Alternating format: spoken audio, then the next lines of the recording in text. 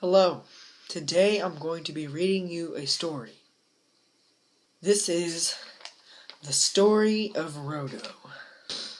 There once was a llama named Rodo Shipu D Lanson Domi Canrod JV Sinson Ten Load Free. Yes, that is his full name, but we'll just call him Rodo for short. He loved to kick pizza delivery men and spit on women. Yes, he was an odd llama.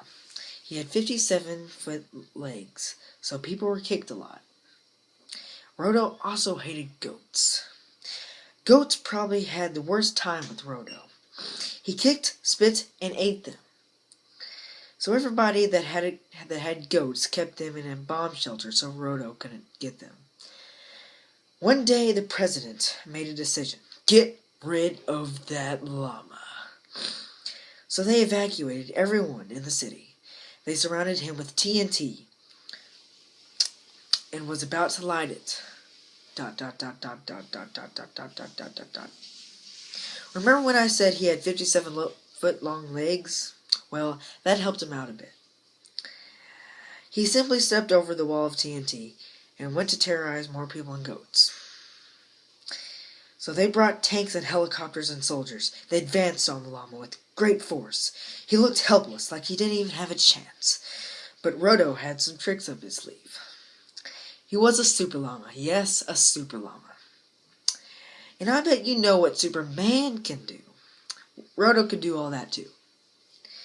All he had to do was heat vision them, or whatever you call it, them until they retreated. So Mr. President had to go to drastic measures. The president had to call every leader in the world, even Kim Jong-un. So all the Earth's forces came to the USA to defeat that llama. They tried for months and fought till they sweat blood. Only one man knew exactly how to stop him. So the forces asked him. He said he would do it for a price. $3 billion. They agreed because they had to stop Rodo, or he would simply take over the world. You can probably guess how to stop him. Kryptonite. Well, you're wrong. Actually, it's much more complicated than that. It's a rare mineral called clisphate. You can only find it in the highest parts of the Himalayas. No man has attempted to get it. The old legends say, if you touch it, your skin will fall off your bones in a matter of minutes. So you're going to have to put at least 3 layers of gloves on. That is, if you're willing to risk your life. So the president gathered as many brave men as possible to go find it. In 3 hours, 3 men brought it back. 40 men were sent up, and 3 came down. An ivory carver carved them into bullets. The forces loaded their guns and weapons with them, and they were ready for battle. As the men marched through the streets, the president was keeping an eye out for any plans with the llama. But there didn't seem to be any. Finally, they reached Rodo. Rodo thought he was ready for battle, but he didn't know the men would be shooting clisphate bullets. The men prepared, and the llama prepared, and they engaged.